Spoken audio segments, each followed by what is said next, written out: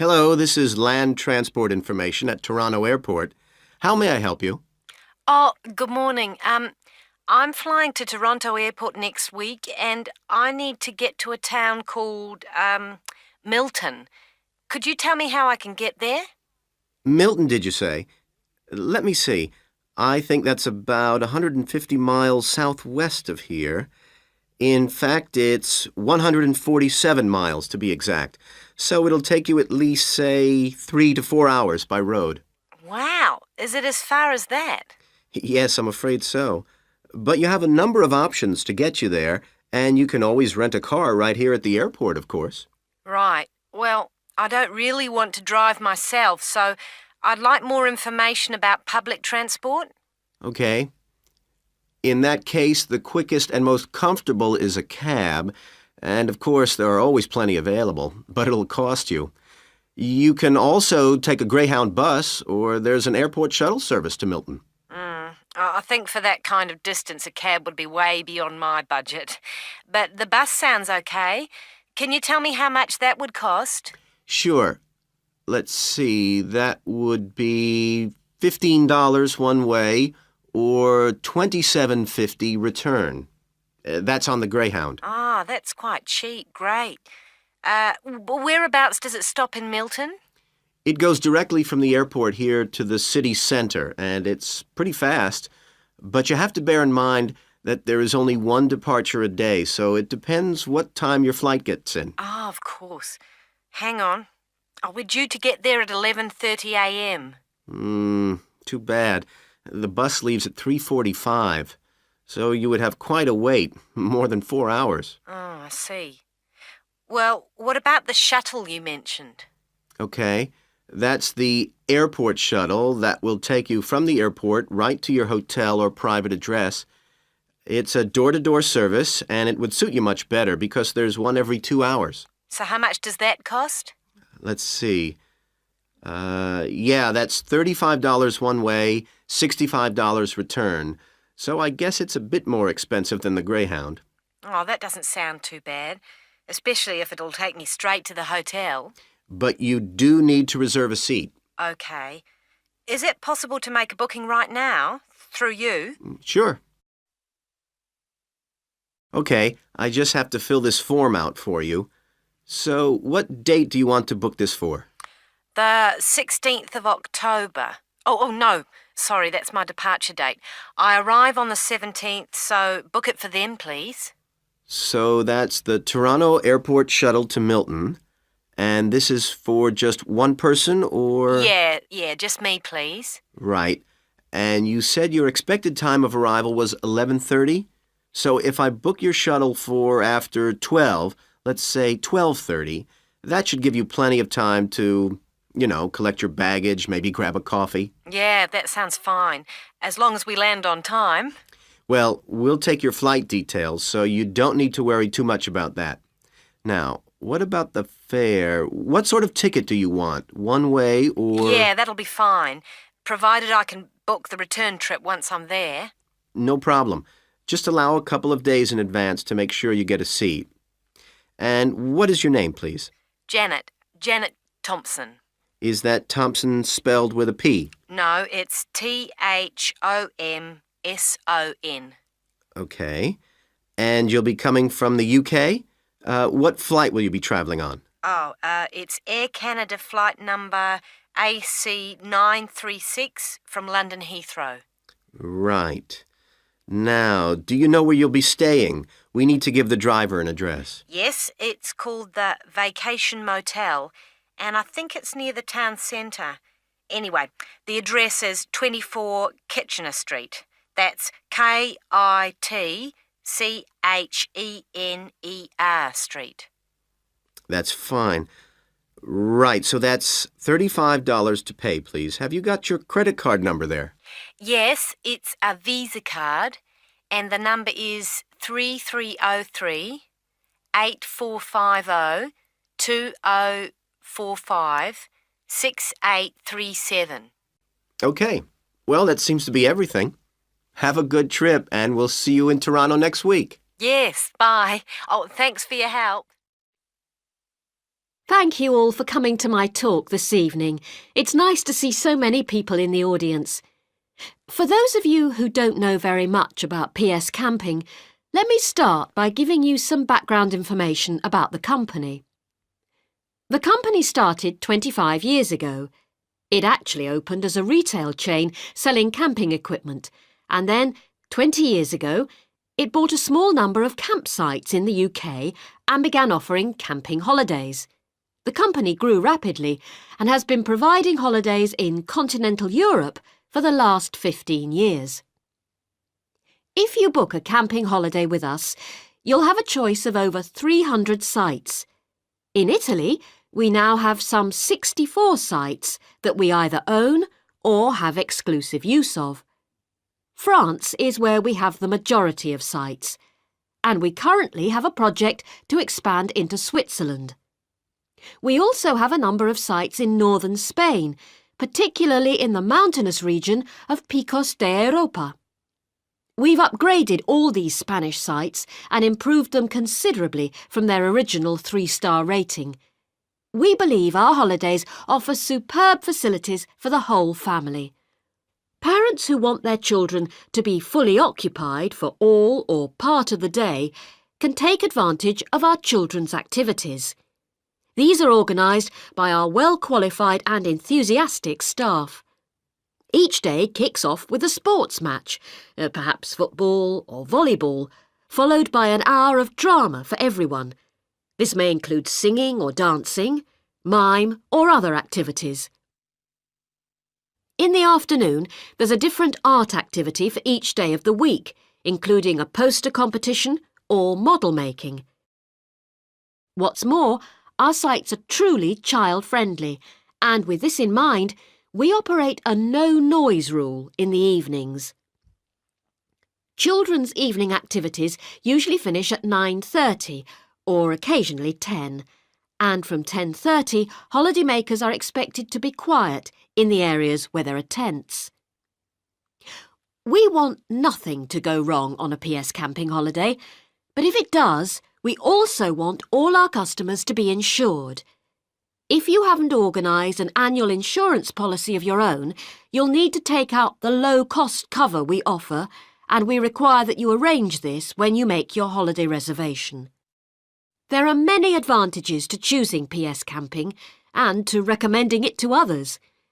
As a regular customer, you'll be kept informed of special offers, and your friends can benefit from 10% off their holiday, or book a luxury tent for the price of a standard one. In return, we'll send you a thank you present, which you can choose from a list of high-quality items. When it comes to our tents, these are equipped to the highest standard. We really do think of every essential detail, from an oven and cooking rings fuelled by bottled gas to mirrors in the bedroom areas. If you don't want to cook indoors, you can borrow a barbecue if you ask in advance for one to be made available. And there's even a picnic blanket to sit on outside your tent. Inside, a box of games and toys can be found, and children's tents can be hired if required. All tents have a fridge, and if you want to spend the day on the beach, for example, ask for a specially designed PS Camping cool box, which will keep your food and drinks chilled. There are excellent washing facilities at all our sites, with washing machines and clothes lines in the central areas, along with mops and buckets in case your tent needs cleaning during your stay. All sites have a cafe and or a shop for those who'd rather eat in than dine at a local restaurant. Now listen carefully and answer questions 21 to 23. Well, you've both been looking at different styles of managing individuals in companies and the workplace. How's the research going, Philip? Well, I've been looking at why individual differences are such an important area of management studies. When you think about any organisation, be it a family business or a multinational company, they're all fundamentally a group of people working together. But it's what these individuals contribute to their places of work that makes you realise how important they are. Of course, they bring different ideas, but it's also their attitudes and their experiences of learning. Diversity is important in these areas too. So why do people behave so differently from one another at work? There are lots of reasons, but research has shown that a lot of it comes down to personality. And the other factor is gender.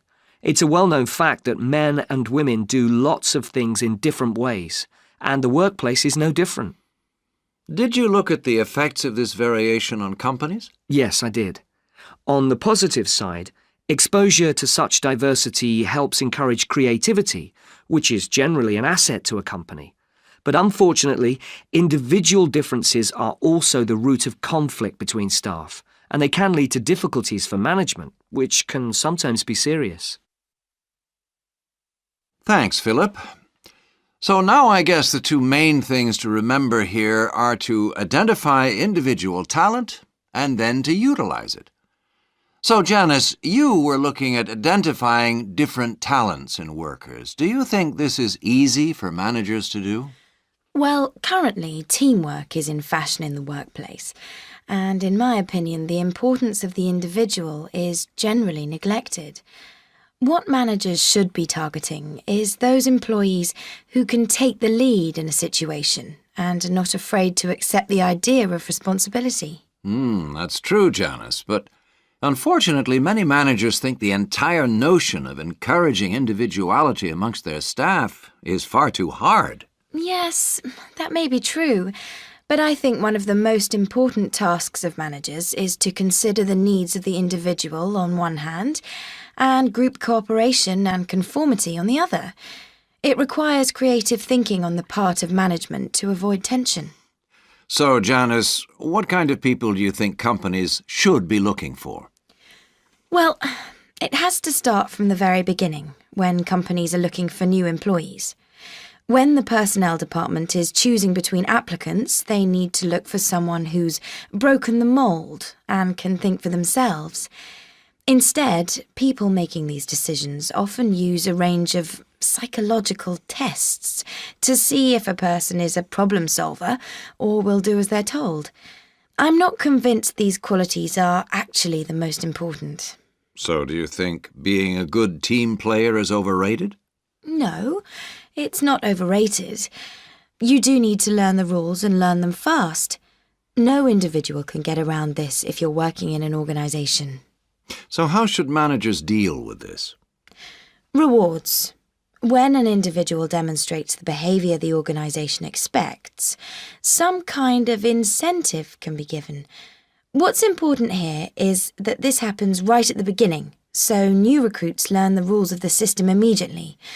Also, the incentive should be something the individual actually wants, and this isn't always just money. To come back to you, Philip, you were saying that recognition of good performers is essential. Now, what else should managers be looking for? Well, managing people means you not only have an understanding of your employees, but you also recognise the culture of the organisation. In fact, for some organisations, creativity and individuality may be the last thing they want to see during working hours. Very true. Yes, but managing people isn't as easy as it looks. For example, change in the workplace can be quite tricky, especially if there's a need to increase profit. And at times like these, managers may have to give priority to profit rather than individual staff needs. Yes, and that creates difficult situations for people. Yes, but what's important is that managers are able to deal with quite high levels of personal stress. During times of change, they should be thinking not only about the strain on their staff, but take time out to think of themselves. Absolutely. So, what are the implications of that? Good afternoon, everyone. This is the first seminar in preparation for our archaeological fieldwork in Namibia.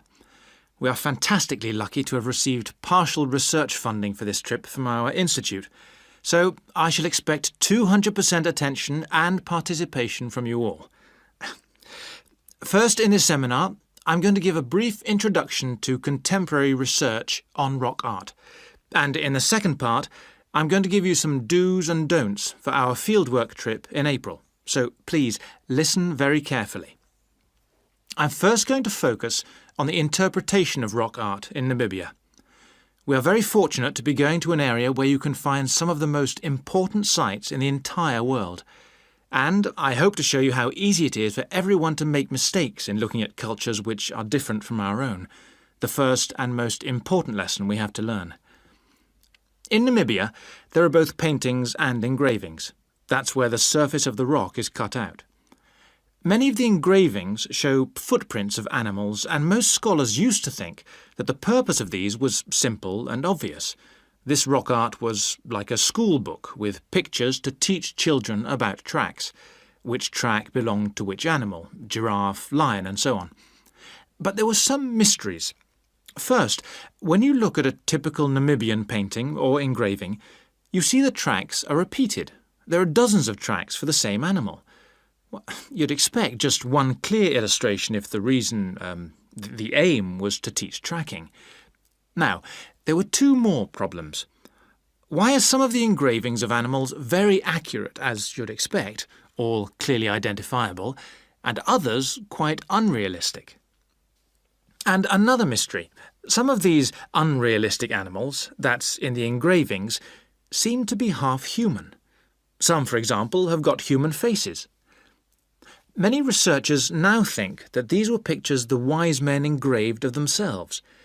They believed they could use magic to control the animals they had drawn, so the hunters could then catch them for food.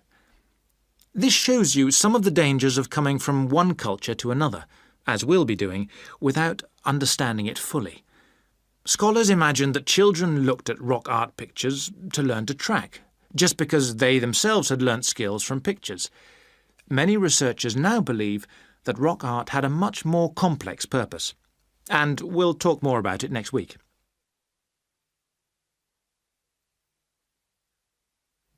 Now, before I invite you to join in a discussion in this second part of the seminar, I'd like to make some very important points about our fieldwork, and in fact any field trip to look at rock art. We're going to a number of sites, and we won't always be together. The single largest problem faced by people who manage the sites is, yes, I'm sure you've guessed, damage caused by visitors, even though it's usually unintentional. Whenever you do go to a site, don't forget you can learn many things from observing at a distance, instead of walking all over it. This can really help to reduce visitor pressure. People often say, well, there's only 2 of us, and just this one time. But maybe thousands of people are saying the same thing. And then some basic rules to guide you. We'll have our own camp near a village, but remember never to camp on a site if you go on your own.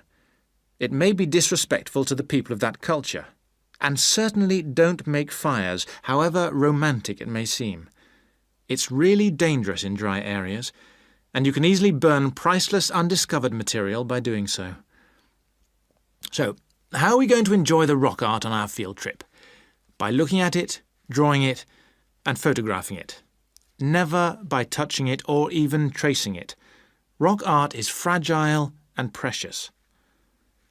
Remember that climbing on rocks and in caves can destroy in a moment what has lasted for centuries. So, no heroics in Namibia, please. Try to be extra careful and help others to be too. Oh, and lastly, please don't even move rocks or branches to take photographs. You should leave the site intact. I'm sure I can rely on you to do that. Well, that's about all I want to say before today's first discussion. But if you have any questions, please ask them now. Oh, and don't forget you'll find some fascinating information about worldwide sites on the internet.